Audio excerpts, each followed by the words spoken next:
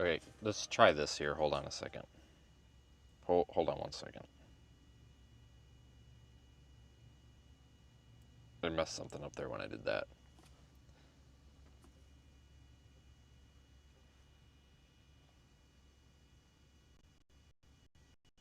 All right.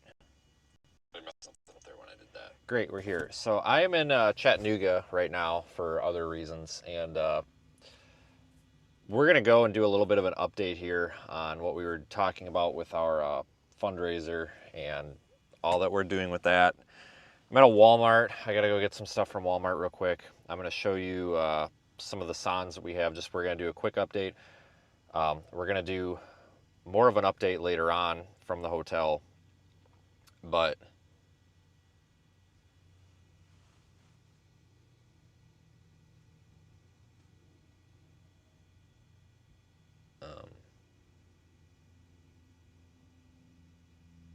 sorry, I'm just parked in the middle of nowhere in this parking lot, and this car just pulled up right next to me.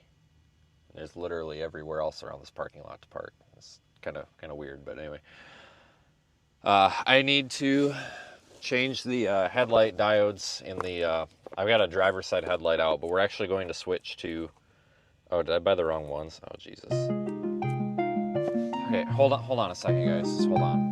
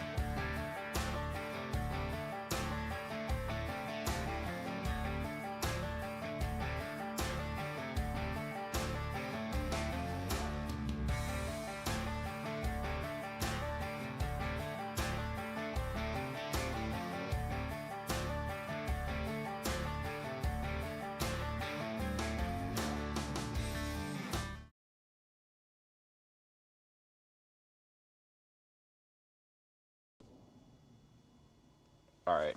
Sorry about that. I've got. I think might have got the wrong ones, but I've got. We're gonna put amber or like the Baja yellow headlights in my low beams. I've got a low beam out, which I shouldn't. I hope it's not a wiring problem, which it might be. And we'll explain why. The really bright LED white is really blinding at night. So switching to like the Baja yellow, the off-road yellow, is actually really good on your eyes, and you can see a lot better. So we'll talk about. Well, we'll do that, which is a pain because in this truck you don't just change the headlights, so you have to take the tire off and you have to pull the fender liner out, and then you have to shove your hand up there into the abyss. It's a real operation, and we're dropping signal. There we go. It's a real operation just to change a headlight. Honestly, like if somebody owns one of these newer F-150s and they're not like good with tools, they're probably taking their truck to a shop to replace a headlight, which is just beyond stupid. And the shop's probably going to charge them $100 to do it because it's going to be a full hour. I mean, it's a full hour to do both headlights on this. It's beyond stupid, so you can't blame them. But so we had that. We'll talk about the fundraiser a little bit, which I have some stuff with me here. We've got, this is not the sonde we're going to be using. What? But this is a sonde, so we'll look at some Radiosondes because I got some demo shipments and stuff here for the project, which here's one that's open. So you guys know what we need the money for. And then we've also got, as I try to not knock everything over, we've also got some of our data probes that the fundraiser is also running for. This is just a demonstration one, but This thing's running, it's got GPS integrated, so we don't have to set the location. It just automatically knows where it's at. It's got our temperature, pressure, humidity sensor integrated. This is actually a really nice unit here. Very quick to respond, like very fast. Catches really fast pressure waves. Really quick ups and downs with temperature and dew point. And we've run these through a lot of calibration checks, simulated temperature, different humidity environments, and they're pretty much spot on with our control, which is a very high-end Kestrel. Very minimal calibration. We did have to make some tweaks to the pressure algorithm, but to make sure it was like factoring in elevation and such. But for the most part, we're pretty much within 1/1000th of a degree of some high-end Kestrel equipment, which is really good. So that means we built a quality device, and now we need to build 50 of these. We're seeking 25 grand from the GoFundMe, and maybe you guys are starting to see why, because this stuff's really expensive. We'll talk about that in a minute. I had a lot of criticism where people were saying that that was money that I was just trying to pocket with. So I wanted to go live and say, hey, this is what we're doing with it. I don't know why we're dropping out. This is not cool. Why is it doing that? There we go. Let me turn the bit rate down a little bit. I think we're trying to push too much. It's not handling it.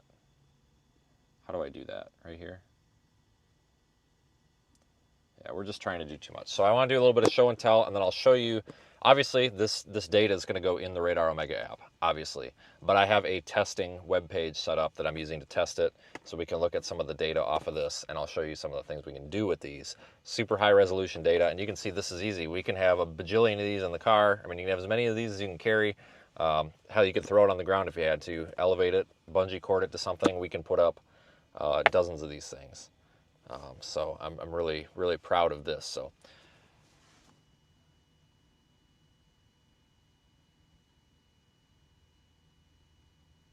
First things first, let's start with, I'm going to move my truck. I'm starting to get really uncomfortable here. This is really weird. As this person's watching, no offense to you, I just get really weirded out when people literally this whole parking lot is empty. And then somebody pulls up right next to me and doesn't get out of the car. I'm sorry, I don't want somebody to try to steal my truck or something. I'm just not. You guys can see this is empty. I just find that a little bit abnormal. And there's nothing wrong with that, but I tend to shy away from abnormal behavior because I've been in some really bad spots before, and I can take care of myself out here, but I really don't want to have to. So we're just going to avoid that situation and move over here. And if people follow, then we'll know that something's not right. So that's why we do that. But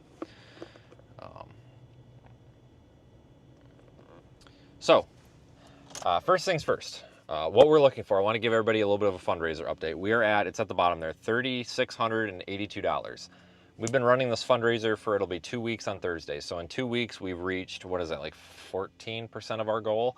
So I'm really happy with that. But we've got, like I said, the 21-something thousand bill for Sans, test equipment. We're burning through that super fast. And we're going to go through all this more specifically later tonight. I'm just doing kind of a preview here for the early crowd. We're going to sit down and look at numbers later tonight because I've had some people trying to brainwash some of their audiences, some other chasers that were saying that we're not doing anything with this money. And I don't really care. I don't really listen to all that, but I feel like to avoid questions and because it gives me something to stream because there's nothing else happening. We're going to go through some numbers and explain why this is so expensive, which is also kind of interesting because if you think about it, the National Weather Service does balloon launches and stuff, and it'll kind of show maybe why we shouldn't be chopping budget from the National Weather Service when it costs so much to do this. I'm a big DOGE supporter, but I am not a supporter of just axing money from the National Weather Service's upper air sounding program like they've been doing. So maybe this would be good public education on why we should not just willy-nilly defund places around the government. When there's plenty of government to defund, we should not be defunding it from one of the very, very few branches of government or departments, which is NOAA and the National Weather Service. We should not be defunding one of the very few, and I mean very few, branches of government that actually need all of that money, that aren't sending it to Uganda for ice cream cones or something. You know what I'm saying? Like, there's plenty of places we can cut the budget in this government. Our public safety and our weather data is definitely the wrong place to be cutting it from. I'm not going to get into politics. It's got nothing to do with Democrats or Republicans, so don't even start, because it's idiots on both sides. We all know that. So that's where we're at. So first things first, let's take a look at, I guess, our data probe design. I am not going to, actually I can. So this is kind of tore up. This is a demo unit. Oh, the battery's dead. Son of a gun. I can't show you the data. I forgot. I forgot to charge the damn thing. These are solar units. There's a GPS. There's a large battery here, and underneath of it, we've got the Raspberry Pi with sensor integration and all that. We'll open this up a little bit more later tonight. This is just kind of a demo one that I've been taking apart. That's why it looks kind of like hell, but I gotta roll the windows down. It's freaking hot in here. Holy hell. But these units are small, so we're looking to add 20 of these to the fleet. We've got budget for 30. Yeah, this signal, this is not going to work for me today. But anyway, we've got budget for 30 of these, but we need 50. So that's part of the GoFundMe. I see we're up to 3702. I think that's higher than it was. So whoever pitched in on that, thank you, obviously. But this is what we're looking for. So we need 20 more of these. These are going to give us a high resolution mesonet anywhere that we want to put it. Batteries last several days. I mean, obviously the fact that it's dead is probably not a good example of that, but I haven't charged it since I left my house on Sunday evening, and it wasn't fully charged then. So we're on, yeah, it's 3 days. So about 4.5 days it took to die, and this was running some experimental stuff. So once we tweak it, underclock the CPU, and put the modem and the GPS to sleep when it's not sending telemetry, you know, that's where we're going to get our 5 to 7 days out of it. So pretty happy with these, with this design. One of these, anywhere between $100 and $200 to make, depending if we include wind with it or not. But also remember, there's a monthly subscription for these. I have to pay out of my pocket, or our pockets, to run this on the cell network. It doesn't just magically talk to space, you know, outer space and get to the cloud. Like, there's recurring costs with this of like $6 a month per piece. That might not sound like a lot, but if we've got 50 of these, what is 6 times 50? I don't know. Can anybody do that? Was it 300? That's $300 a month. I know that might not sound like a lot in the grand scheme of things, but that's why we set that GoFundMe at $25,000, because we need some help getting this off the ground. I don't have the money to do it. And that's where you guys come in, and we appreciate it. So data packs, these are going to be awesome. Yeah, you'll see the data in Radar Omega. Obviously on our live streams as well, we'll be incorporating these. So we'll be able to see pressure waves, pressure differentials. We'll be able to see temperature differentials here as storms go through. Like, you know, think about a good example that I use with these is like the Texas Panhandle. Just because it's an area that a lot of people are from. Am I in a bad spot? I'm in Chattanooga. I'm in East Ridge at the Walmart. Is this a bad spot?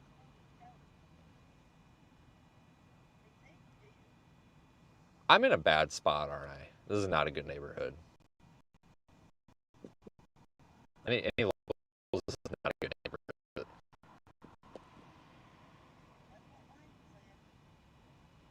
Yeah, this ain't a good neighborhood.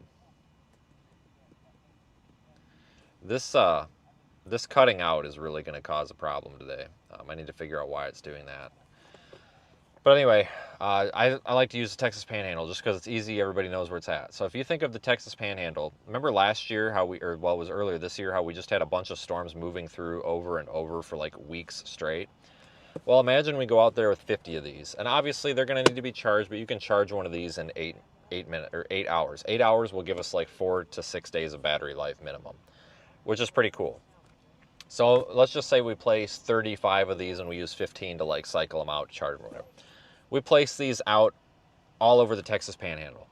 So we're going to get high resolution data as these storms move through. We're going to be able to see temperature and dew point, which is important for instability, dryness, because sometimes when it's really dry and we've got low dew points, we're not going to see those storms necessarily.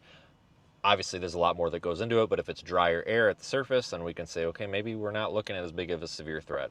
Or the opposite, you know, we can look at temperatures. We'll be able to track outflow boundaries and their temperature, pressure, and humidity differentials as they go through. It's going to be really, really cool. So we can basically build our own portable mesonet and put it wherever we want to put them, as high resolution as we want. If we want to put one up, we can put one up. If we want to put 50 up, we can put 50 up.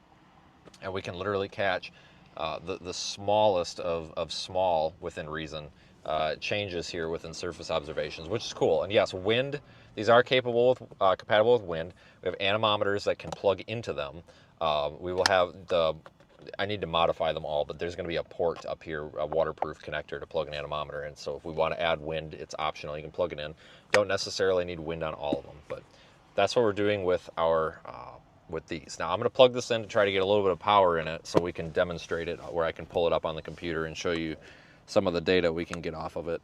Keep in mind, we've had to build all this, right? There's server costs. You know, I'm paying hundreds of dollars a month to run these servers to take this data in. Like, this isn't... One of the misconceptions here with some of the other streamers that were kind of knocking me on their last live stream, which I don't think they realized would come back to me, but I'm not even getting into it. I don't even care. But what a lot of these other people kind of were knocking our group with, what I don't think these guys understand is, and girl, well, girls, guys and girls, don't understand is we're not putting Tempest weather stations out here and going 3 days later and connecting to Bluetooth and looking and saying, oh, wow, it got up to 80 degrees. No, we're looking at like research level data that we can use to actually better forecast and maybe learn something about these storms, and also obviously provide a little bit of entertainment value to this, right? Because we want to entertain people a little bit so they get interested in this. There's a lot of cool data visualization we can do. It costs a lot of money to do very simple things. It may sound simple. Oh, you're just reading the temperature in the picture again. What is this thing doing? But it may, what I was saying is, it may sound simple. Oh, you're just reading the pressure. You're just reading the temperature. Yeah, it is simple, but there's no commercial unit available to do this and do what we want. So we have to build it. So you've got research and development costs. You've got your API server costs, because we're running APIs, and they're not just simple APIs. We have to run calculations. We have to run a calculation for the dew point, which isn't a big deal. You know, humidity, elevation, temperature, all that crap. Whatever. Factor all that in. No big deal. It's very simple, lightweight. But we've got other things like our sondes. We are detecting the balloon burst via detecting the pressure wave by the instrumentation on the sonde, because you can't, the GPS at those heights, 65 to 100,000 feet, it's accurate, but it's not accurate enough that we're confident that the falling aspect for the first minute or two of the sonde descending when the balloon bursts, we're not confident that we're going to pick that up in time, and we're going to have dirty sounding data at the upper levels. So the top of our SKU-T is going to be all messed up and kind of stupid, right? So the reason for that is when this thing is falling through the sky, falling down with the parachute deployed, we don't really care about any of that data because it's not necessarily always at a controlled rate. Whereas when it's ascending, it's going up at roughly 5 meters per second, roughly, somewhere around there. We know roughly what it's going at. It's a relatively controlled rate. When it's coming down, it's more chaotic. That data can get skewed, it can get dirty, and it can be noisy. So when that balloon pops, we stop all of our data interpretation. We still log the data, but we're not generating those soundings from it anymore, because that would also be redundant, right? To have it going up and then coming back down. I'm not even sure how that would work in this case. You're like sampling the same environment twice, but it's a different time. I have to fix this. Hold on one second, guys. I can't do this anymore. This is messed up.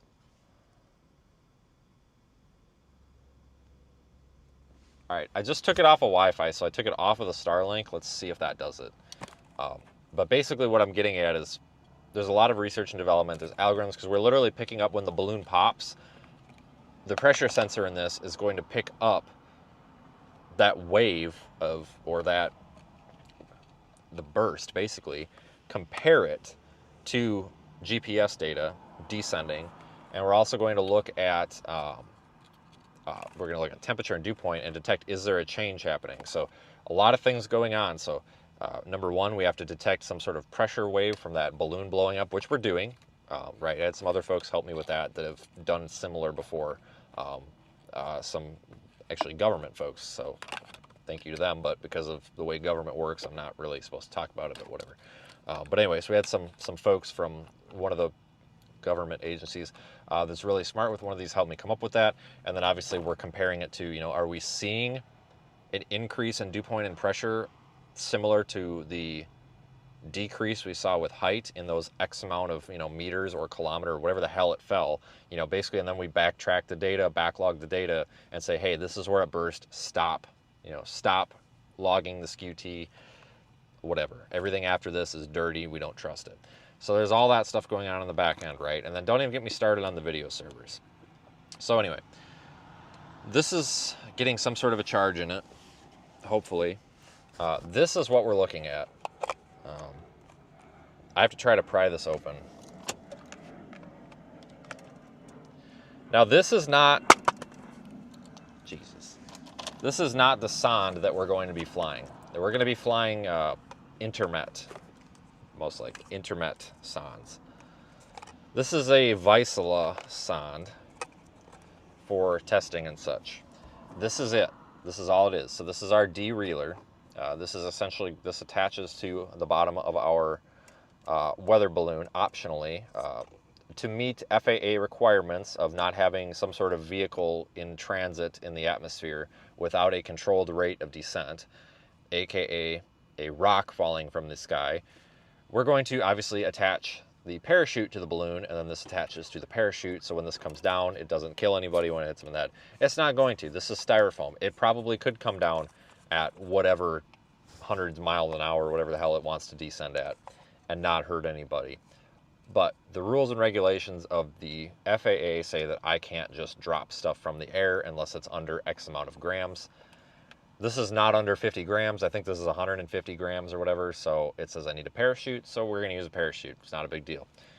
It doesn't really change anything that we do other than a little bit of an additional cost, but it's obviously something we kind of have to have. There's one sonde out there that does not require a parachute, and it is the Mediomodem M10 or M20. I forgot. It's only 30 grams.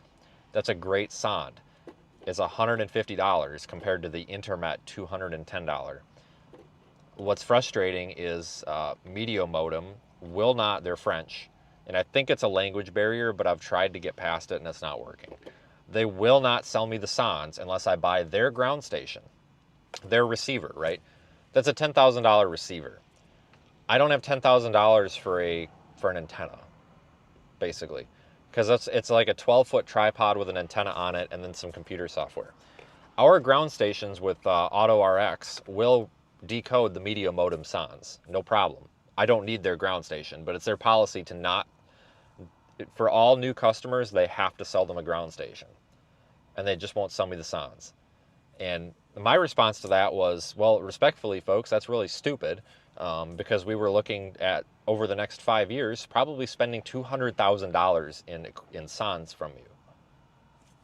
So I think you should sell that to me without the ground station. But I think, like I said, they're French. They are in France, and I definitely don't think English is their primary language. But I've tried so many different ways to communicate with, and it's not working. So whatever. So Intermet is really our only U.S.-based sonde manufacturer. Well, actually, they're like a South African company, I think, but they're really our only like U.S.-based anything. And they're $210 a sonde. One of these will cost $210. It is a piece of styrofoam with a radio transmitter and a sensor boom on it, because like this is a Vizsla, right? This is a weather service sonde.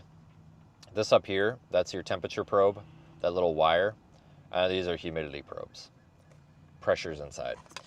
But that's just the price to pay. There's nothing I can do about it. So I've had a lot of folks that are like, oh, you should build your own. I can't. I cannot build my own, because when we're at 70, 80, 90,000 feet, and we're at like negative 60 degrees, this stuff ain't gonna work, right? And this is too heavy, but this ain't gonna work. A Raspberry Pi is not gonna work up there. Our BME 280 sensors and our BMP 280 sensors are not gonna work up there. Yes, you could put them in, in a styrofoam enclosure with a hand warmer and all this hacked up garbage.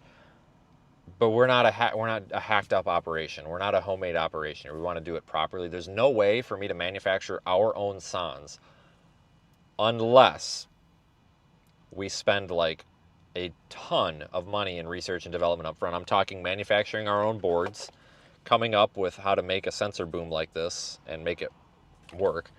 You're talking probably hundreds of thousands of dollars. And at that point, we're a sonde manufacturer and not a project, and we're not. We just have to spend. We just have to spend what we're going to spend. So basically, these sondes, and this is how cheap these things are made. Here's your battery pack for your $200 and something dollar sonde. It's double A's, soldered together with some styrofoam. But it is what it is, right? You're paying for an instrument, and then this snaps on the back like this. Maybe. Okay, and so then it snaps on the back like that.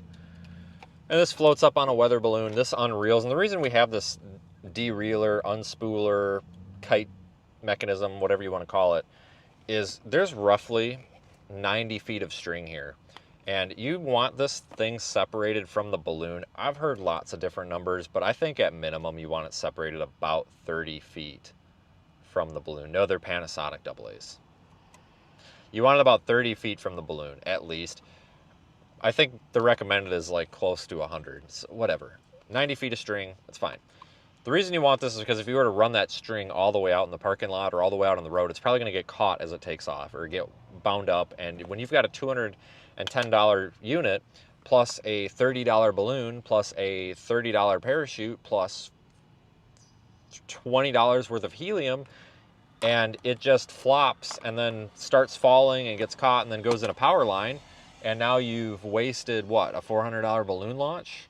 That's not good. So that's why this is important. So basically this allows us, as the balloon's going up, this sonde can remain like right here, and it just kind of takes off and it unspools. That way you're not dragging the string, getting it caught, ripping it, things like that. So that's what that's for. It's optional, but it makes this a little more idiot-proof, and I think the uncontrolled environment we're going to be in, it needs to be idiot-proof. And the reason we want that separation between the sonde and the balloon is because I don't think it's really going to matter that much, but the standard practice, so we're just going to follow it, because I'm sure it does matter. I don't think it's a lot, but I think it's just standard practice. There is a difference with observations because you've got the airstream, you've got this big balloon, because they're big, it's not a party balloon. You know, when it gets up to what, 60, 70, 80,000 feet, that thing's what, like 20 feet wide? Because of the pressure differentials, it balloons up. You've got a huge like bubble going up, and you've got that airstream going around it. So we want an untainted airstream, if that makes sense. We want to get it below where it's making that like perturbation, or where it's displacing all of that air and making its own like low pressure. Because right at the bottom of that balloon, in theory, you're going to have lower pressure because that balloon is pushing. That balloon's going to create higher pressure at the top of it because it's pushing that air up and at the sides, and then it's going to come back down and fill in and then curl up into that void and make its own area of low pressure. So your pressure reading's probably going to be skewed a bit, I'm sure. Other things like that, whatever. You guys get what I'm talking about. So we'll just do it right. That's the string. Parts of this, I guess if anybody's wondering, again, this is a sensor boom, so there's a little wire. That is a temperature sensor, and then those little nodes are the humidity. This thing is nothing but a boom for the string. This is our radio antenna. This is a 1600, so this is a 1.6 gigahertz unit. These are not common anymore. Nobody uses these unless they're old stock, or if you're in like Mexico or overseas in Europe. Everybody's using 400 to 403 megahertz. That's just what they're using. But this is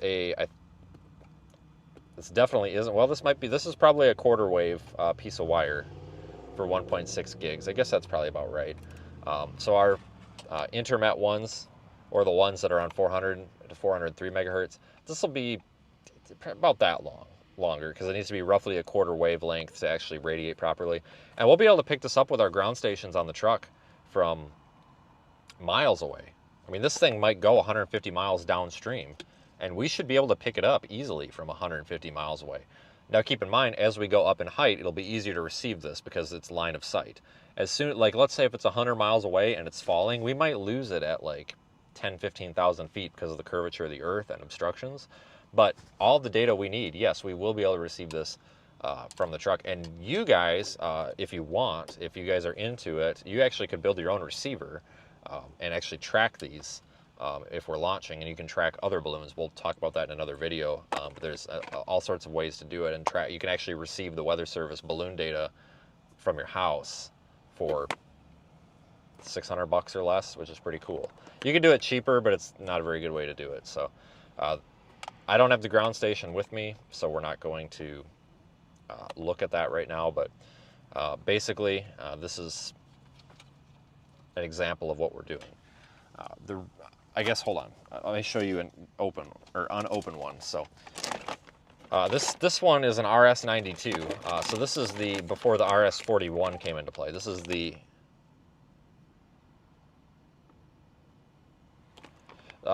This is the old one. This came from the Weather Service. This is sealed, unopened, just like that one. You could power this thing on and probably use it still. We're going to, so I have a ton of SONs and I have a ton of SONs for testing.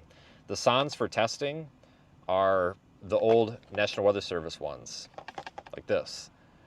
And this is a really cool piece of NOAA history because I think that I might be the only one that has sealed, unopened Vizsla SONs that were delivered to NOAA, National Weather Service, in Kansas City, which is the hub of the upper air soundings.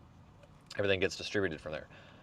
Not to brag, but I think I might be the only one with a stock of unopened, factory sealed SONs from about 10, 15 years ago that were delivered directly to NOAA. I did not steal these. Somehow they ended up on a government auction. I honest to God have no idea how, but there's even a NOAA contract number on here, NWS 1294000001. And you can look up that contract number and you can actually verify that's what these are for. So it's kind of neat, like if you're a weather nerd or something. So we've got about 100 of these that are unopened that we're going to use as like trophies or prizes or something. I don't know. I'm not allowed to say prizes because that would imply a lottery and that's illegal. And then I'll have more government people calling me bitching because people are complaining and they're trying to cancel me. Been there, done that. So no purchase necessary. We would potentially be giving away unopened one, because I mean this is cool, right? Like if you like the weather, I mean who wouldn't? I mean it's pretty cool. I mean like they don't make them anymore. You're not going to find these, you know. And if you find these, they probably didn't come from the Weather Service. So it's kind of cool, you know. These sat in the National Weather Service stock. They were going to be flown, and for some reason they weren't. I don't know why, but I think it was because of the 1680 to 403 meg switchover. But we're going to have a couple of, well, several of these along with us with our shirts, our patches, our merchandise, and all that stuff. It's like when we're out, you know, if we've got people that are just really like nerds about this stuff, if you want, we can give you like one or two of these, like give you two. So you've got one to open and one to leave vacuum sealed or whatever. I don't know, whatever you want to do, because it is pretty cool. If you've participated in any of our fundraising efforts, obviously no purchase necessary, right, to comply with government gambling regulations here, because technically, apparently it's an illegal lottery if I say that, which I would never do. But if this is something you've participated in or you've been a long-time supporter, no purchase necessary. We may be trying to give some of these away and ship them to you along with a shirt and a patch and stickers and all that stuff, because we've got a lot of support, folks. You know, we're at $3,702 in our GoFundMe. That's a very, very long way away from the 25,000, which is honestly low. Like that really needs to be like 50, but that's ridiculous. But that's a far cry away from the 25 grand that we need. But that's a huge, while it is a long ways away from our goal, it is a huge step toward our goal, and I'm very happy with that. So just cool stuff like this. We're always on the lookout for like cool crap we can do. So I think this is pretty neat. This probe does not have charge in it still. Oh my God. Is it? Oh, it's powered on. It is pass-through charging. Okay. So I'm going to open up my laptop and I'm going to show you guys what some of the data visualization looks like off of the data probes. Okay, well, now we're at 3,802. So somebody gave $100 or 100 people gave $1. I don't know. So whoever that was, thanks. I'm supposed to be able to put it on screen. Actually, I'm going to log in and do that because I haven't been able to test it on screen because you have to donate to get it to ping, and I'm not going to donate to my own thing because that's just stupid. Like, there's no test, if that makes sense. So I want to see, hold on, let me go try to enable this, and then I'm going to beg somebody to donate. Even if it's $1, I don't care. If it's 25 cents, whatever. Hell, if you're hard up for cash and you want the $1 back, message me. I'll freaking Cash App it to you. Like, I'm desperately going to need somebody, I don't care if it's 10 cents, to just like do something in a minute. Not yet though, because I'm really trying to see if I can make this function so we get a little bit of acknowledgement on stream. It'll just be first name, you know. If you check anonymous, it won't show up, but it'll say like first name, donated, and thanks or whatever. So your roof are gone. What? My roof are gone?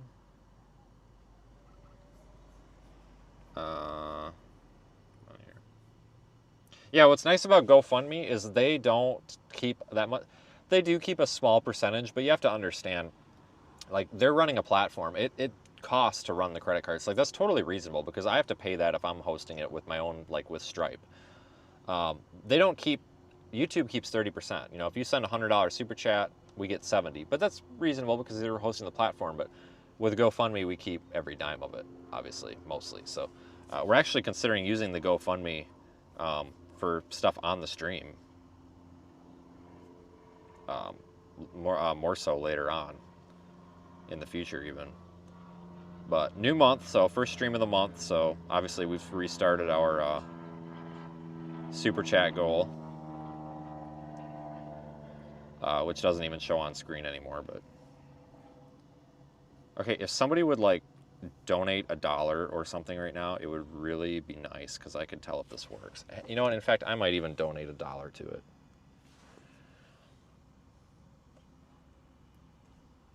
I'll do it under anonymous so it doesn't look like I'm an asshole.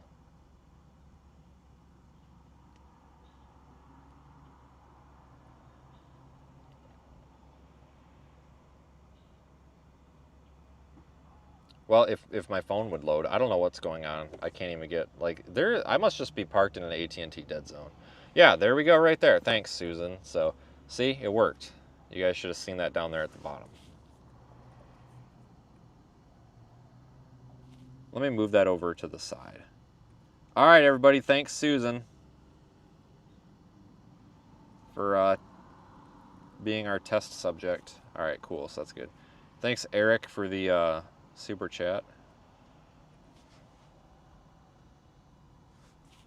Cool. All right. Well, we just conned another $5 out of Susan. For now we're at 3807. Awesome. So we're able to guilt trip Susan into $5. Everybody, thanks Susan for participating in the guilt trip. It's a joke. A lot. In like the live streaming and specifically the storm chasing community, GoFundMe has a negative connotation because a lot of people have used it to just like fund like shitty habits, which obviously is bad. But a lot of chasers make fun of it and they're like, oh, they're begging for money, they're guilt tripping people. I've chosen to enlighten it, and so I'm just like, oh look, I've guilt tripped how many people out of $3,800 now? It's a joke. Calm down. But hold on here.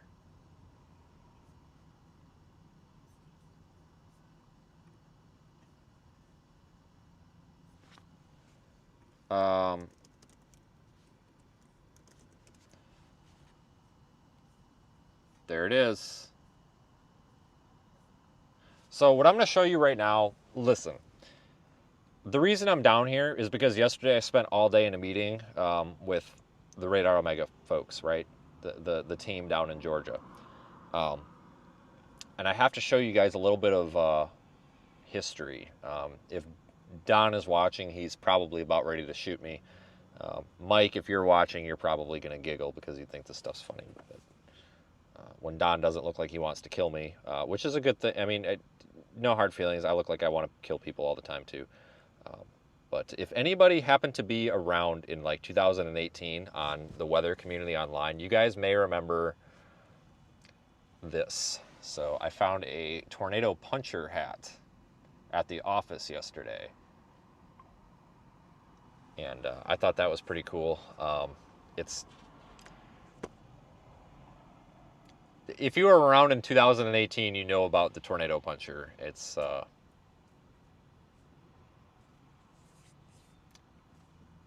good effort. But anyway, it's kind of a joke now, and I totally dog on people way more than I should for it.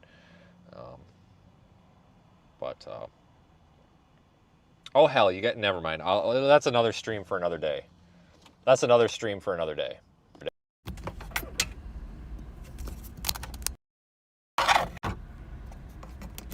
Okay, so we should have had an audio switch. Okay.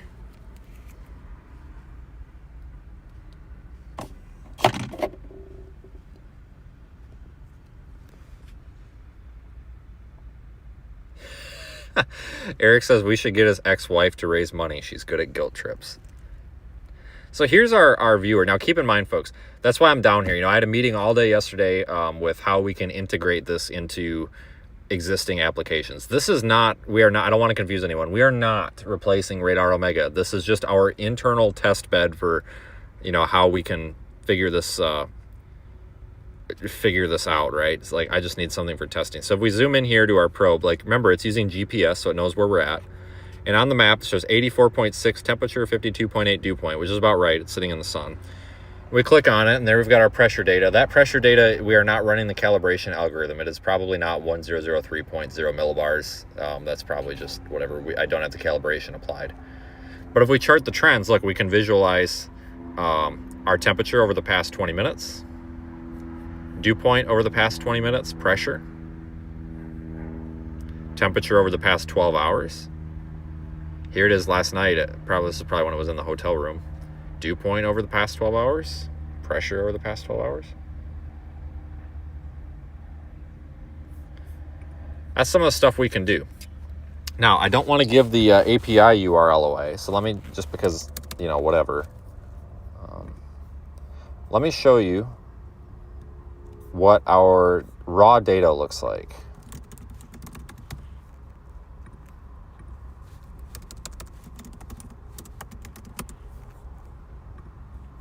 This is what the raw data looks like, all right? So, for example, probe ID, that's data pack 1. There's the timestamp. Temperature 84.9, humidity 32.9, pressure 1003.02, latitude, longitude, and dew point.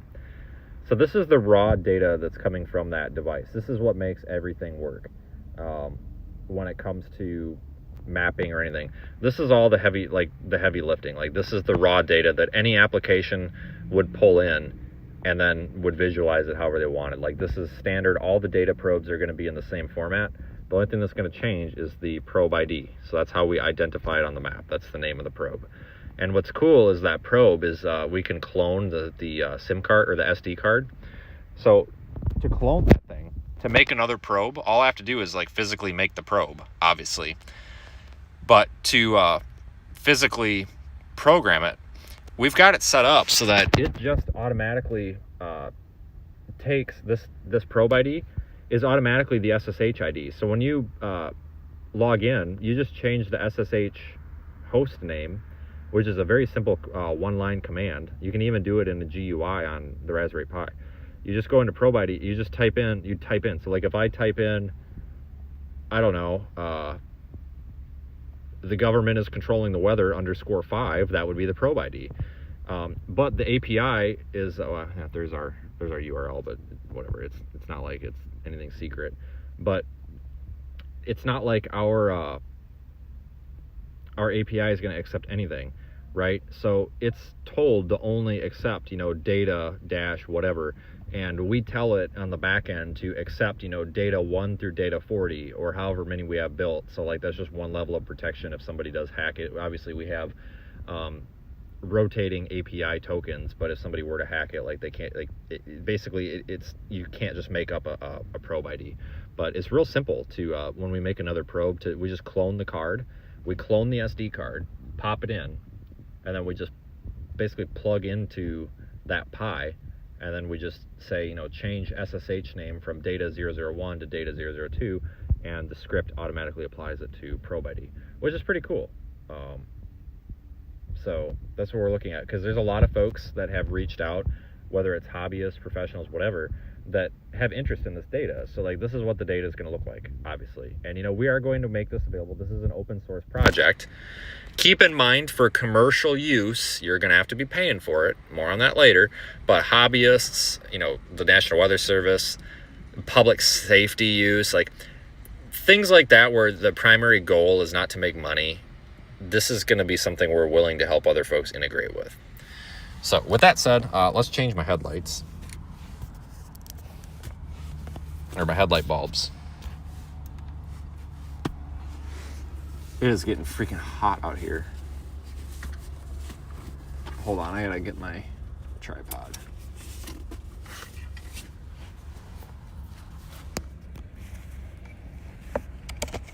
So thanks for joining and helping us do some fundraising. Like, this is something really cool that takes a lot of money, and I think it is kind of a public service because it does help you know, it does help make forecasting a little bit better. Let me plug in the external mic again.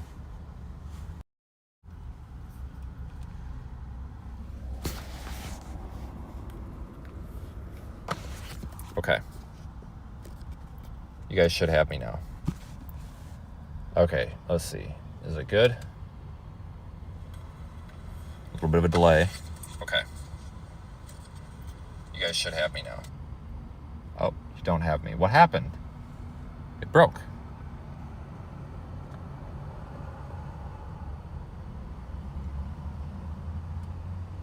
You guys, what the hell? You guys still got me?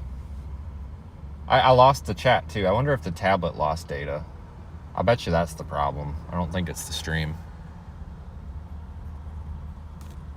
Yeah, it's just my tablet. For some reason, the internet gave out for a second. It's back now. I bet you that's stupid Starlink. Okay, so let's go through this process of, oh, I don't want to take off my tire. I want to do this without taking off the tires. I think we can do this without taking off the tires. Hold on, I got to get you guys expanded out, or the tripod expanded here.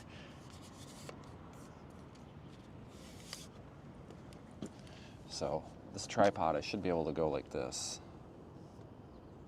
Okay, so we need to take off some screws and then try to get our hand in there. So let me come around here. Let me take off my watch so I don't scratch it.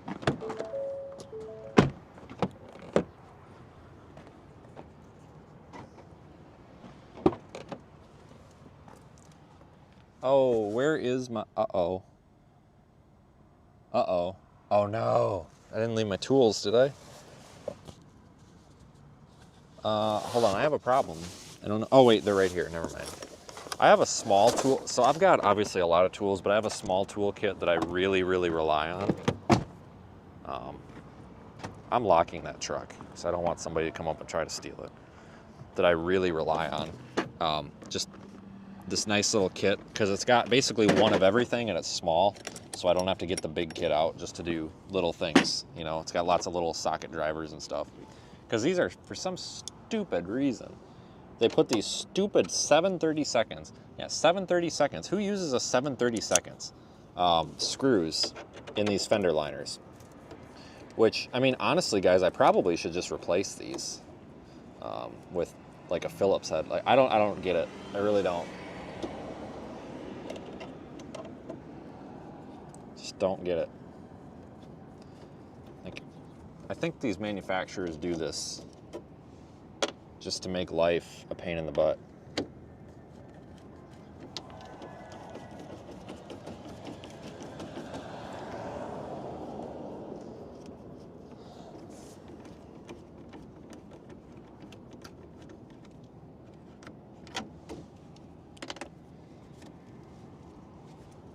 Here. Definitely harder to do this with these giant tires on here. A lot less room in here. See, and I don't want to take the tires off because I just don't want to do that to change it. So I'm going to try to do this without pulling the tires. I just feel like it's unnecessary.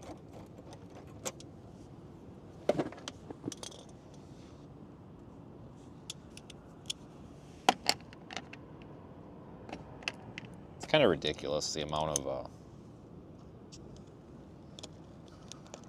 hold on, I got a rock stuck in my tire that I gotta pry out.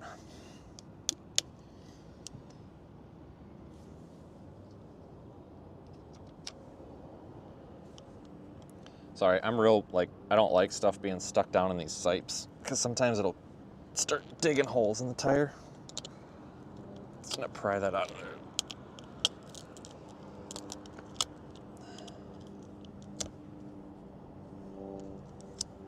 That's a sharp little rock too. All right, sorry, that's like my OCD kicking in.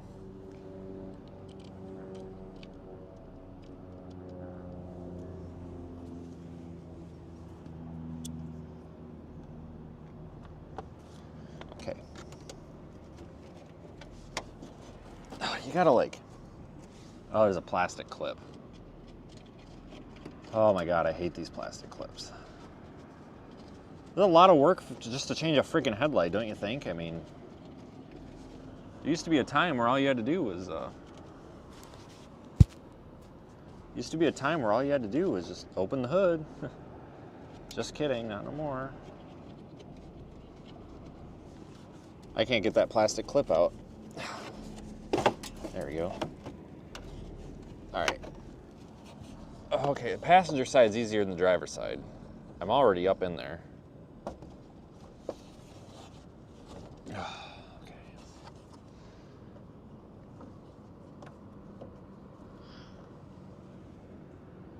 Might have spoke too soon.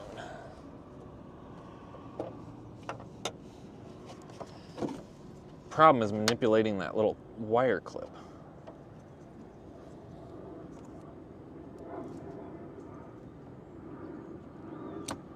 Okay. Oh my God. Okay, got that. Give me 1 second. Let me go grab the lights. Yeah, we're definitely in a bad spot. That's for sure. A lot of interesting characters here.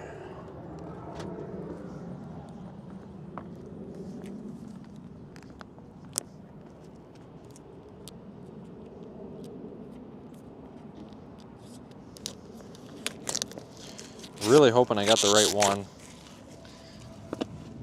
It's a very specific LED that fits in here because of the way the housing is. Very specific. Yep. Okay. I think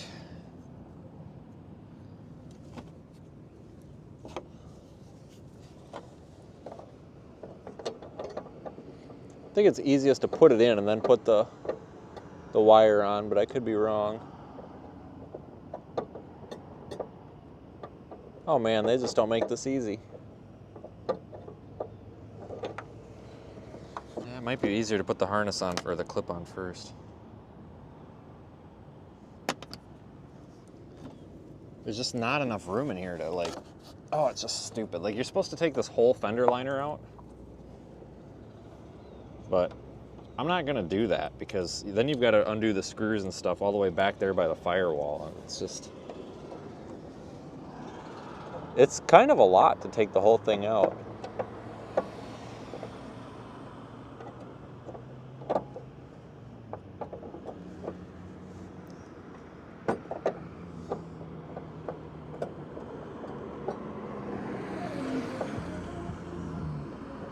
All right, I got it. We should probably test it before I put this back together, but I'll take my chances.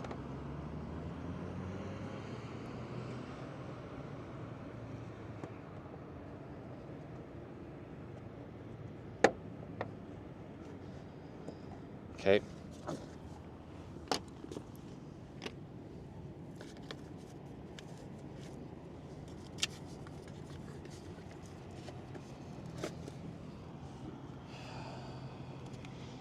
Well, that went with pretty little resistance. Usually we have all sorts of problems by now.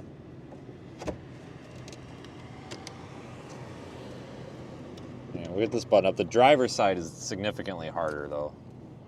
There's less room in there. But I just think it's stupid that so many cars are like this now. Like, you would think that with a truck you would be safe from this. You know, you would think with a truck that, you know, you wouldn't have to worry about stupid stuff like taking the fender apart to change a headlight bulb. You think, oh, it's a truck. There's, you know, there's room, so they'll leave you room in the hood, you know, but nope. They don't.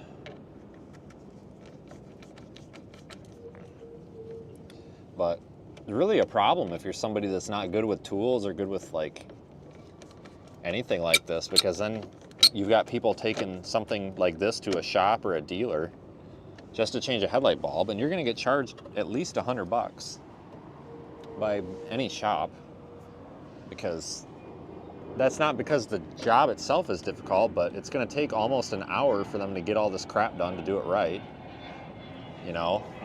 And that's an hour they could be working on another car. So you're gonna get charged just to change a headlight bulb, which is dumb, and it's not the shop's fault, it's the manufacturer's fault.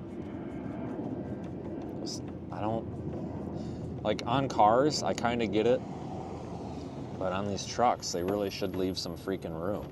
Even if you gotta take the airbox out or take the battery out, like you should be able to get them up above, within reason. You know, with minimal messing around.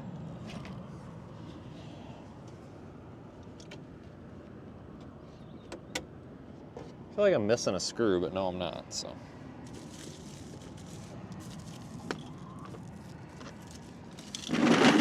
Okay.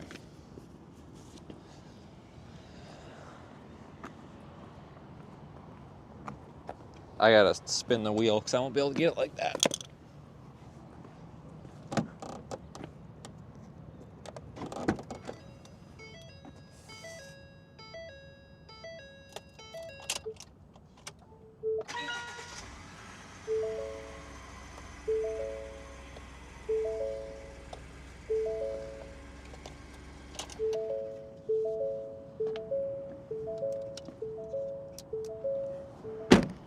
Let me just check and make sure that other one's working. It is. Awesome. Yeah, so I'm going with the, you guys want to see the difference here. So we got white. Oh, that one's out. But see how they're yellowish? So this is actually a lot better in the snow and the rain because it doesn't glare. That Baja yellow. Oh wow, you're such a cool person. Your piece of shit Jeep Compass, it's all beat up and wow. When I disturb the peace, I always do it, you know, like that, so. And you parked right behind me. Awesome. Cool. Jesus Christ, dude. Like, it's a free country, but just because you can do something doesn't always mean that, like, you should do something. So. Dude, now he's all the way back behind the store and I can still hear it. He's got a kid in the car, too. Like, dude, what is wrong with you?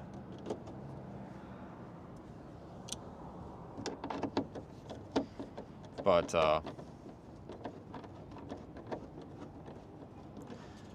that amber or yellow color, seriously, like, I know it might sound ridiculous, but try it. Look it up. Look it up on YouTube. Just look up, like, amber versus white off-road light comparison or something. And yeah, normally you do the amber lighting and stuff like that in the off-road lights, not in the actual low beams, but I've done this before.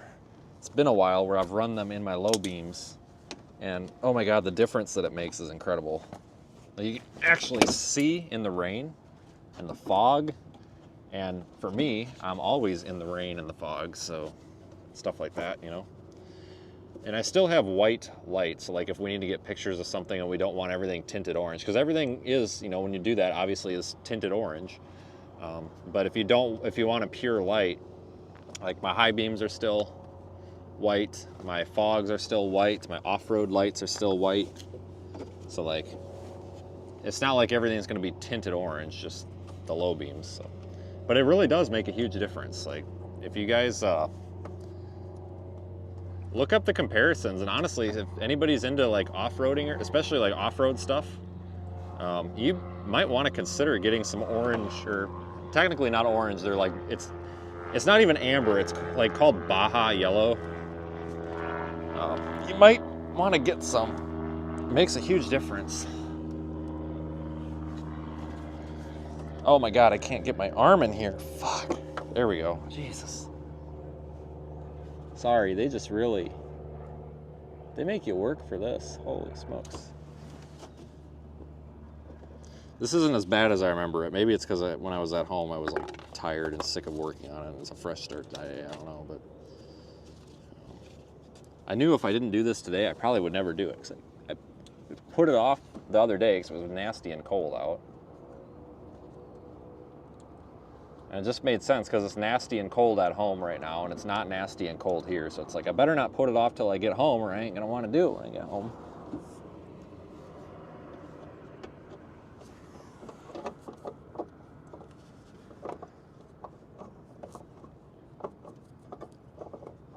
But we have the, I'll get in there.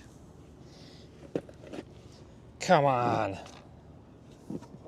We have the possibility of some severe storms Friday down here in Dixie Alley. So that's kind of what I'm holding out on. That's why I'm sticking around down here for a minute. Oh my God, guys, I can't even get this back in the hole. What the frick, man? This doesn't even... What? Why is my brain's not computing this problem right now? I don't get it. There's only one way. All right. I think I just got to pull the... I don't think I can do it with the wiring harness on it. I think it has to go in without it. A lot less room on the driver's side.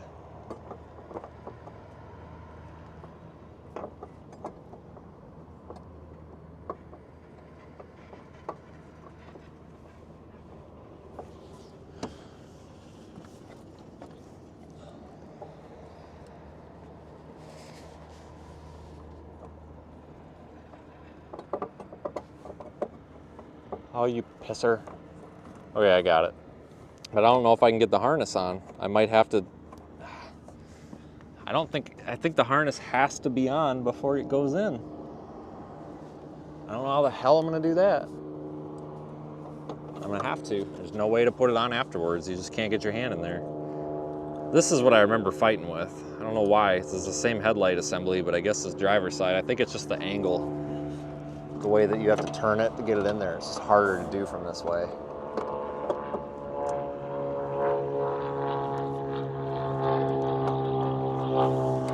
Okay, got it. All right. This plug just pushes on.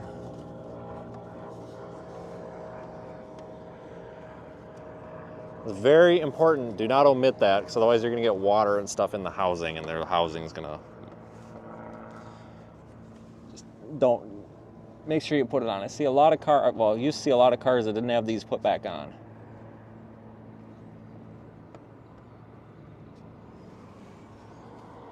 It's definitely a required thing, but I'm having a hard time here.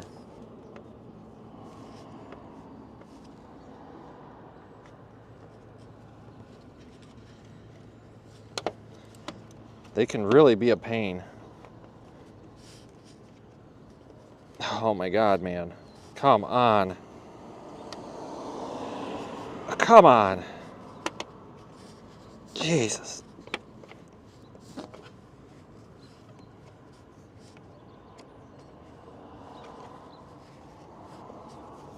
Okay, I got it.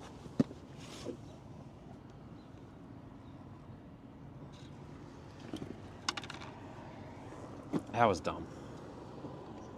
All right, well, that's 20 minutes of our lives we're not going to get back.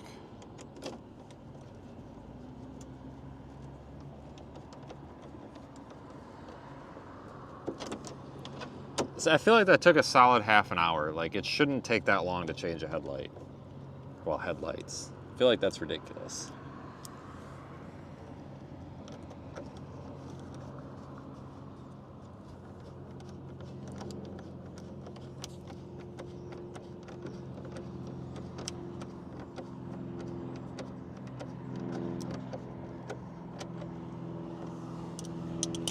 All right, now where'd the plastic clip go? There it is. Stupid plastic clip. I'm just amazed I got through this without breaking the plastic clips. Oh, I might have spoke too soon. I think I broke it, but it's in. All right, everybody, cross your fingers.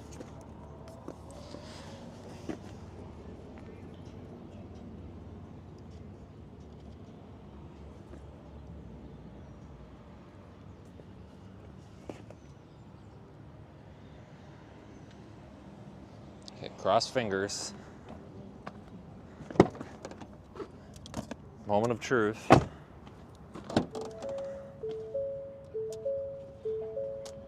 They're not on. What the hell? Oh no, they're on. You just can't tell in the camera. Okay, they're on. So. Okay, god dang, I about got pissed. There we go.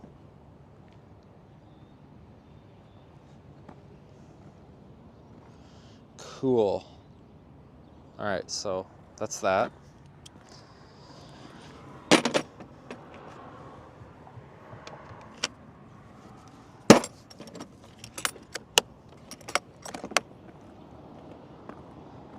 Yeah, this is just a cheap Walmart kit, and it's just, normally I don't do these cheap Walmart tools, but it's like 35 bucks, and it's worth it because it's got basically one of everything that you need to do very minor repair shit like this, and it's just in one little case, so you don't have to like grab 30 different cases for this and that.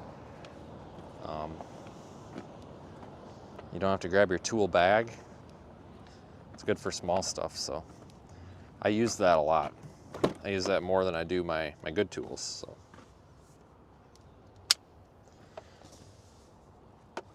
Let's go wander around Walmart real quick, because why not?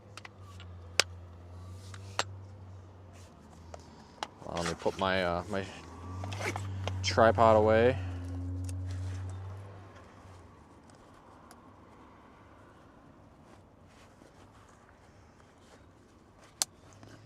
All my stuff away. Hold on, you guys might fall down. Oh, come on. There we go. Okay, so this stays. Let's go. Mic bottom, let's switch mic front. How do I go mic front? Mic front. All right, let's go see if we can get kicked out of Walmart. Walmart does not like this. They have told me to leave before, but I came up with a great idea. If they complain about me recording or whatever they accuse me of doing, I'm just going to say I'm on FaceTime with somebody doing their shopping, and they'll never know the difference. And every time I say that, someone's always like, they're a private business. They can do that. No, it's like, yeah, sure, you're right, they can. But it's also Walmart. It's not a family-owned business. It's a bajillion-dollar company. I have absolutely zero sympathy for them. So I'm not hurting nobody. If I lie to Walmart, I lie to Walmart. I'm not, I'm kind of like, whatever. So.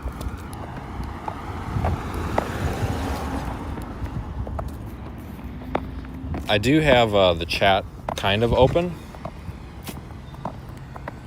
but I can't really see it.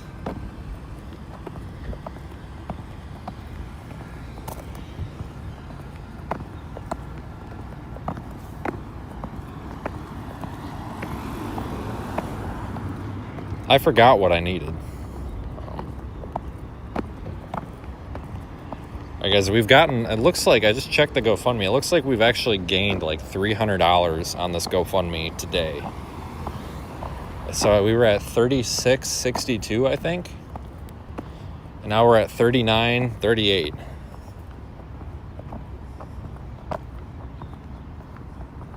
So I appreciate that, folks. And so does everybody that's part of the project. You know?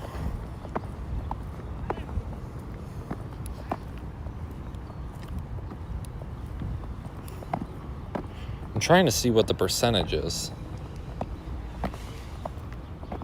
Yeah, so we're at 16%.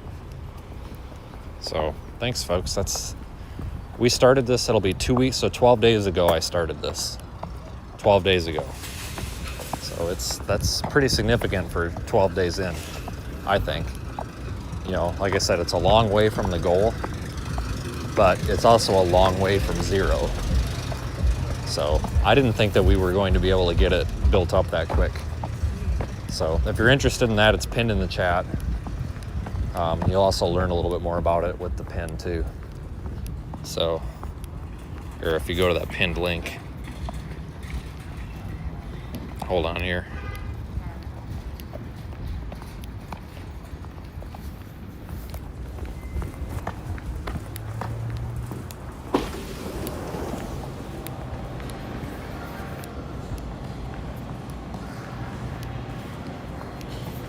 There's just no good way for me to like hold this phone and try to look at it at the same time without my without the holding stick. I don't have the holding stick on me. I mean, I could have brought it in, but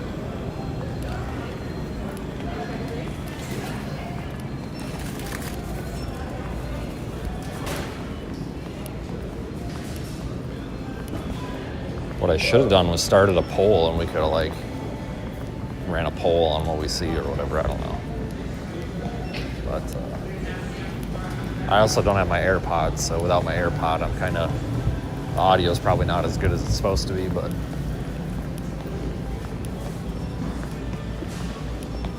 because this is the Pro Max, so it's really hard to hold this without the handle. It's just so big.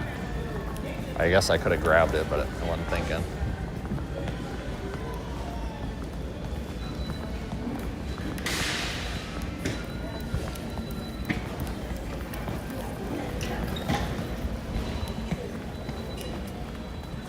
Oh yeah, we're already getting looks.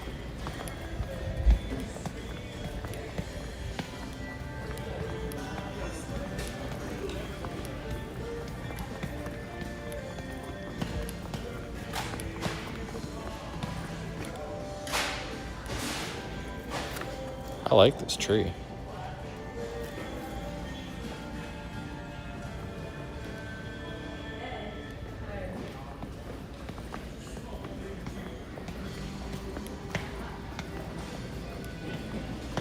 Oh yeah, that's my kind of tree there. I really like that Christmas tree. T47. That's a nice tree.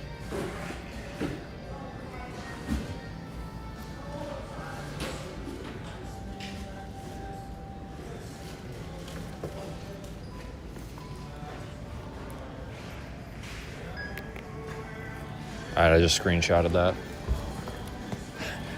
I just screenshotted the tree because I kind of want that tree.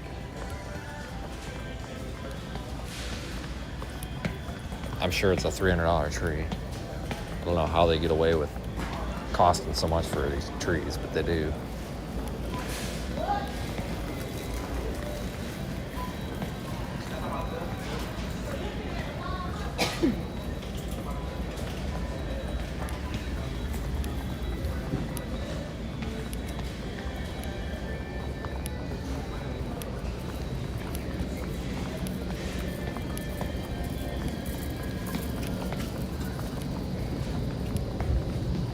Oh yeah, like every worker we go by is just staring. All right. I'm tired of walking with people in front of me, so we'll go down the tampon aisle and take a left. Okay, well that didn't work. You, Jesus Christ. Just get me out of this aisle, man.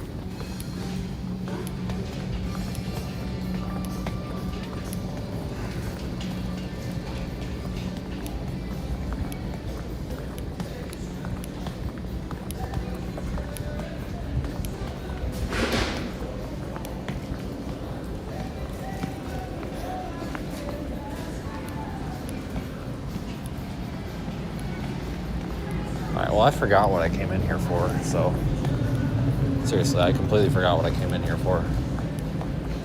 I don't even remember.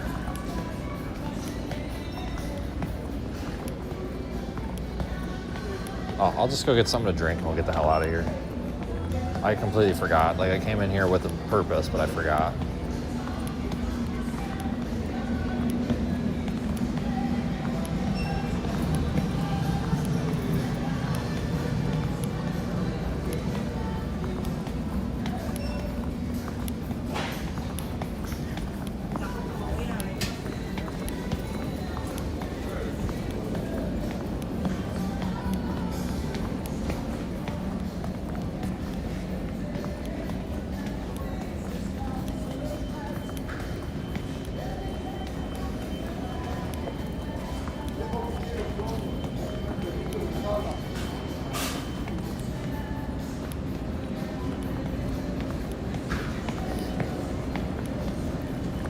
socks.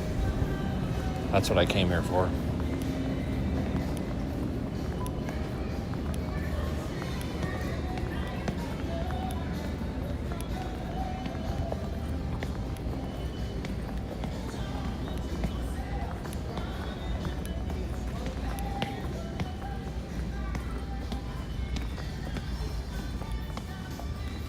They're out of my socks. Oh. Yep. Right there.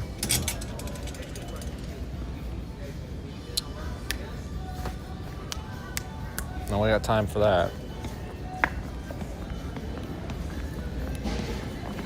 Alright. Well, they don't have my socks, so I buy cheap socks because usually I just throw them away. So when we're out on the road for such a long time, like if I can't get laundry done or if I only have so much room to do so much laundry, I'll just throw my socks away. Like it's just easier than, so I just throw them away, just go buy a new pack. They're cheap, so I buy the cheap socks. I get drink.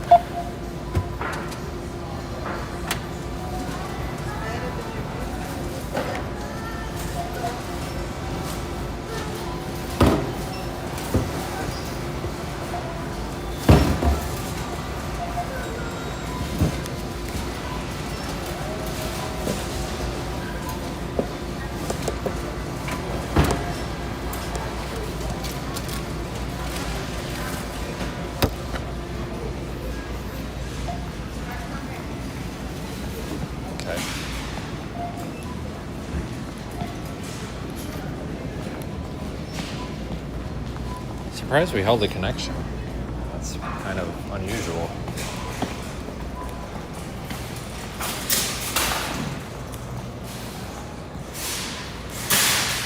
God dang, I kind of want Subway.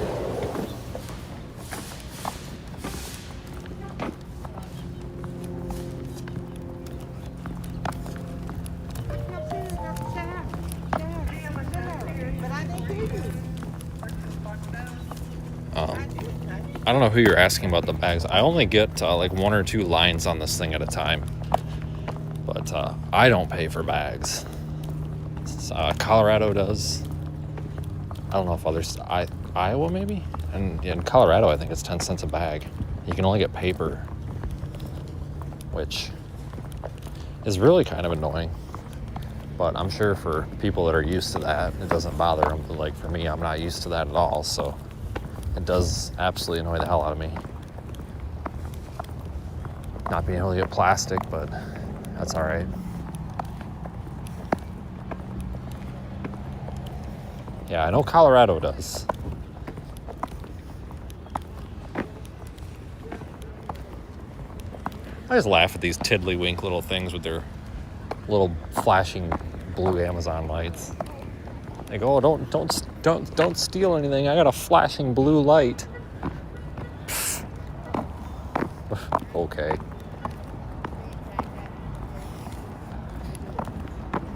It's like having a whistle. Like, if somebody tries to steal you or mug you or rob you, then you need to blow your whistle. Like, oh wow, that's really gonna scare a criminal away.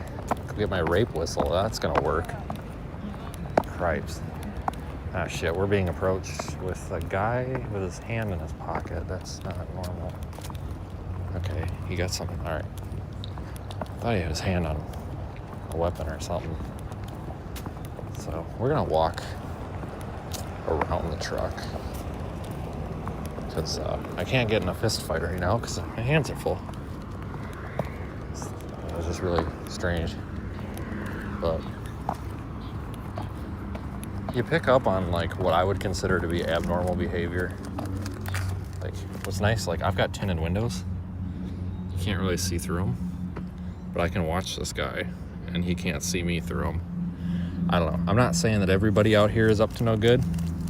It's just I get really sketched out because, you know, I literally had somebody stick a knife into the back of, like, my back, like, right here, like, into my kidney before and try to kill me. And, like, I've had people break into my vehicles. Like, I'm not paranoid. I'm just very suspicious of things that don't look normal. And this guy's like walking up and he's like got his hand in this thing and like he's not moving his arm and he's like eyeballing my truck and he's looking at me, and which I would expect. I mean, you look at this thing, it's going to catch your eye, but it's just kind of, I don't know. I'm not saying everybody's bad people or anything. A lot of people think that that's what I'm saying. I'm not. It's just, you know, somebody could look at me and be like, that guy looks suspicious, and like keep an eye on me because they think I'm going to do something. Oh my God.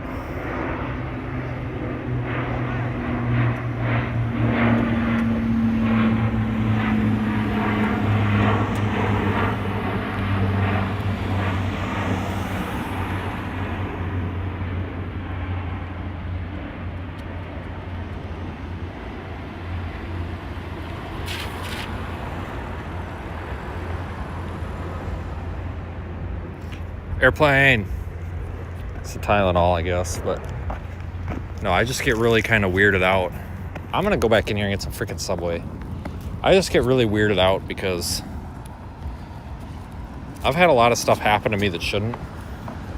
And, you know, somebody could look at me and be like, wow, that guy looks suspicious holding his phone like that. And that's perfectly fine. Like, there's nothing wrong with raising awareness when something looks off. But to me, like, you've got somebody in an empty parking lot, like, walking toward your vehicle, like, matching the same pace as you with one hand in their pocket, like, not moving their arm at all. Like, it's just, I just don't, you know, I don't know if he's got his hand on a knife. He's going to demand my keys or something, you know.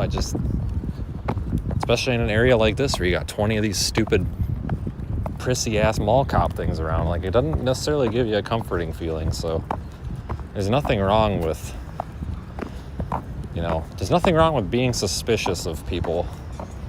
Obviously, you don't want to take that suspicion and turn it into, like, false judgment of people. Just because somebody looks suspicious doesn't mean they're a shitty person. Like, that guy could have been the nicest guy ever. I mean, hell, he could have been ready, you know, maybe he had his hand on a $100 bill and he was ready to get his $100 bill out and give it to me. I don't know.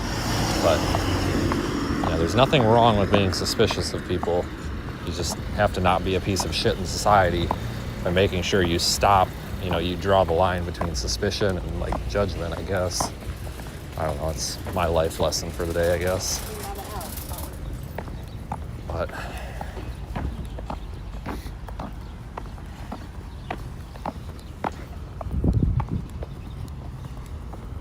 oh, my room is ready. Wonderful.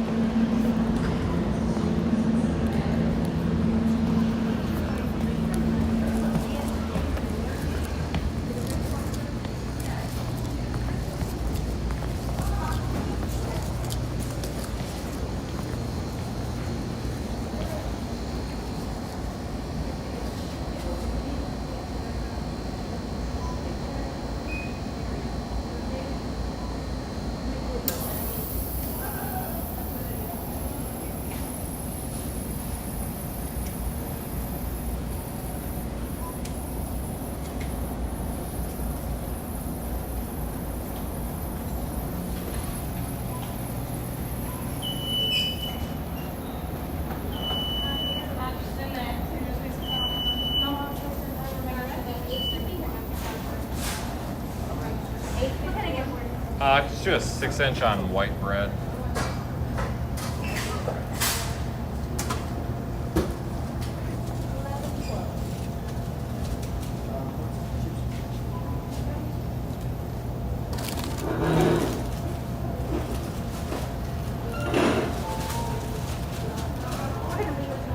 I'll just do steak and then bacon and American cheese.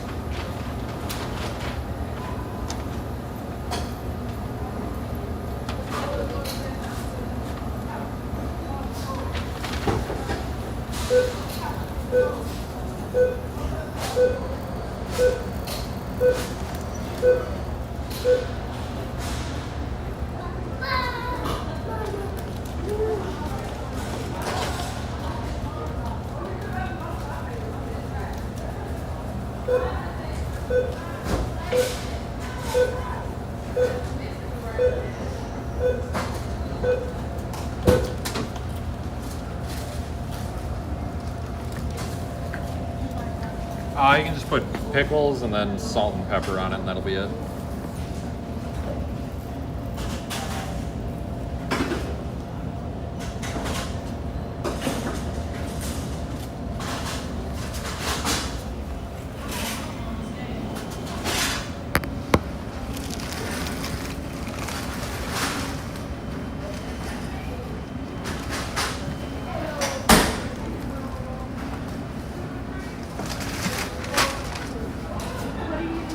Salad. The salad.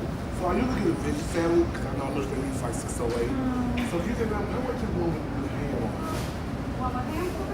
I don't know how much it is. Give me I know how much $8. veggie. All right.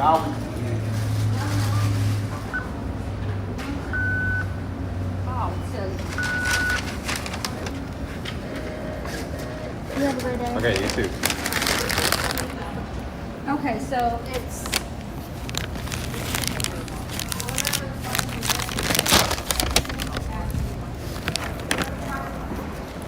Okay. I got my sandwich.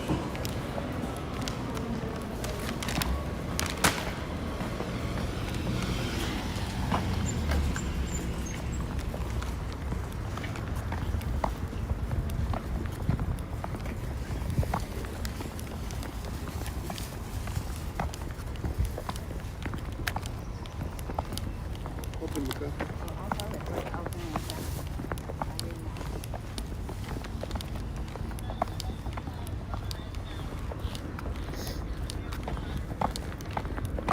Oh my God, plane.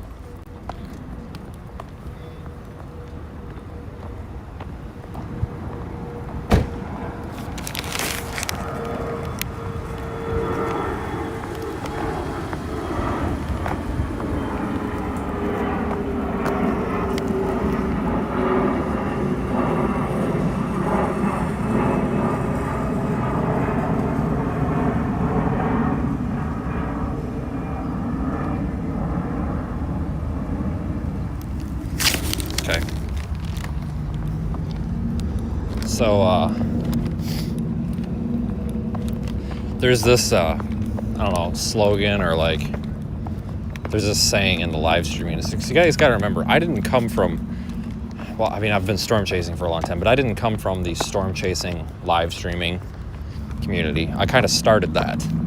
I came from the IRL live streaming community. Basically, I used to live stream stuff that wasn't storm chasing. And Home Fry up here is dragging around a cart on his bicycle. See that? And there's a saying in the live streaming community of do whatever it takes to get the live shot or whatever. And that was kind of me, because I'm standing in the middle of the parking lot. Like, I'm kind of known and willing to do that. Sometimes you just got to do what it takes. So that means pissing off somebody in the parking lot, I guess, whatever. But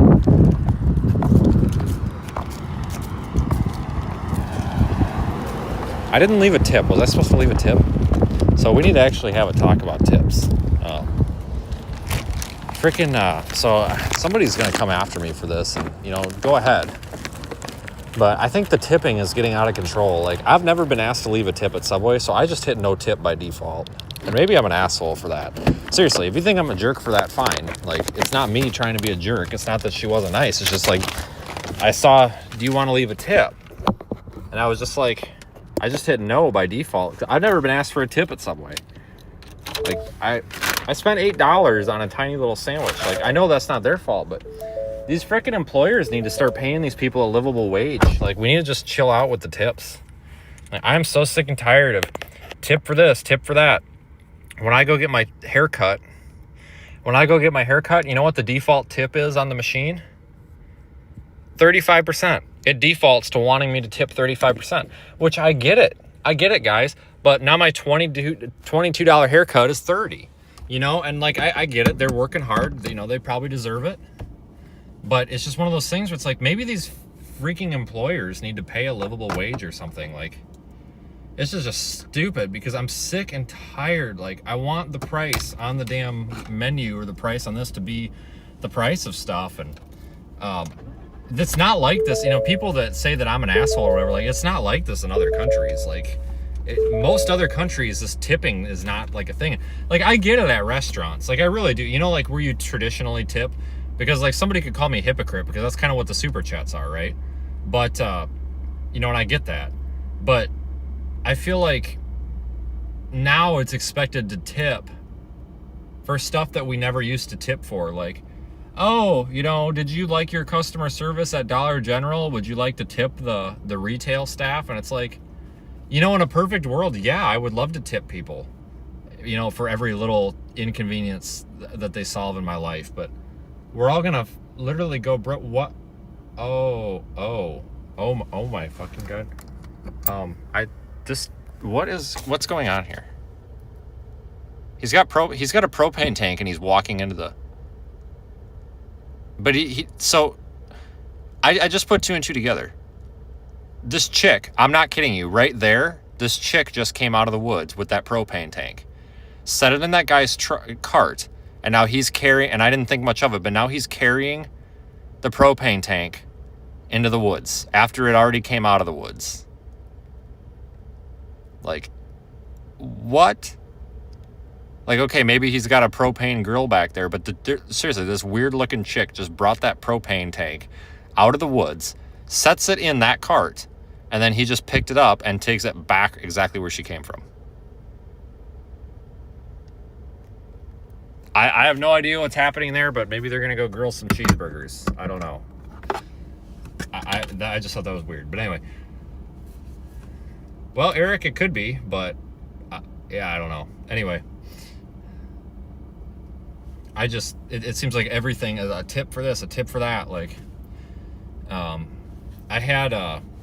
I ordered something off of, this was a couple of months ago, and it was actually a piece of software.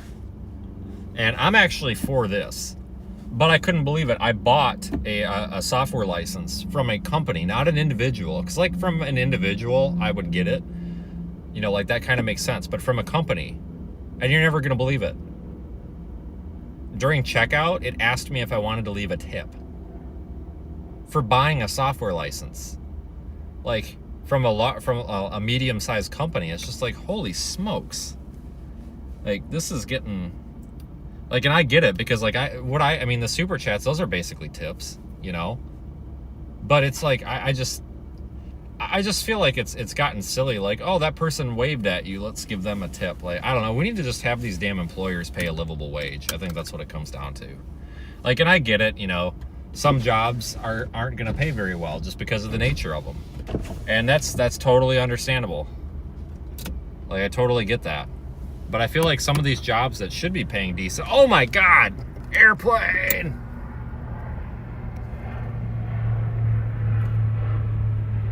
Where is it? There it is.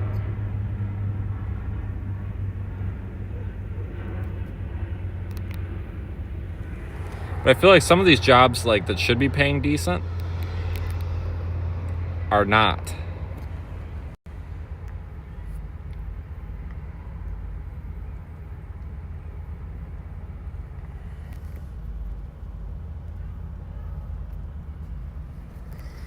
So, I don't know. I think sometimes the employers like skimp out on paying the employees and like they're like, oh, get a tip or something. Like that's their excuse.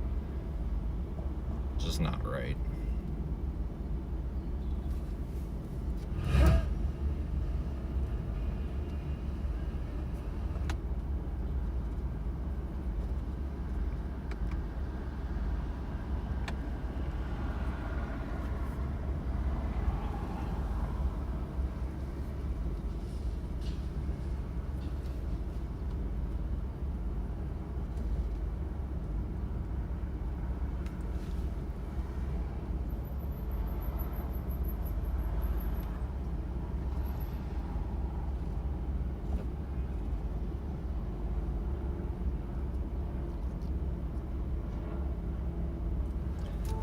I'm going to go invade a small but moderately populated island. Fucking TikTok.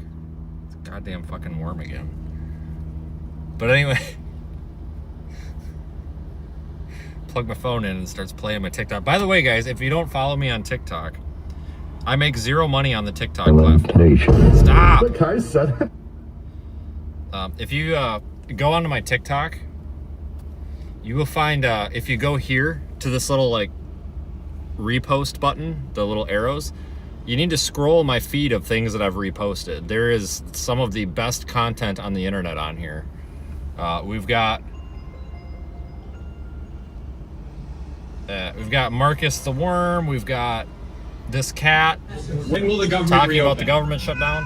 When will SNAP and EBT benefits be reinstated? I mean, it doesn't get any better than the content that I've reposted, so you might definitely go check it out. So I'm gonna get out of here, guys. Oh, no filter either. Some of that stuff's actually pretty offensive, but I reposted anyway. So I'm gonna get out of here. I'm gonna go over to the hotel. I'll do another live stream a little bit later tonight. We'll talk about the fundraiser and like some of the technicalities and stuff a little bit more, but I'm out of here. That was a fun couple of hours.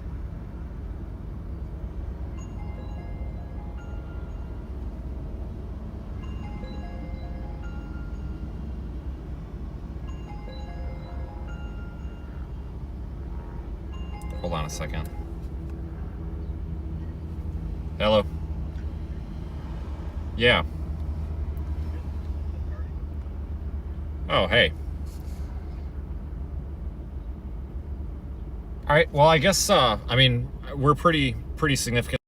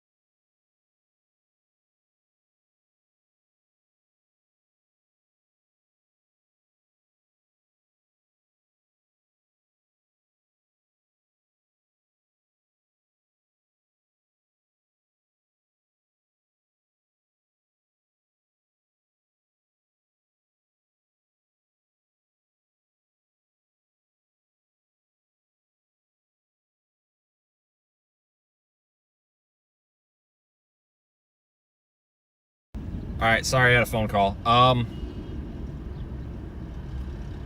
anyway, that was a fun little stream.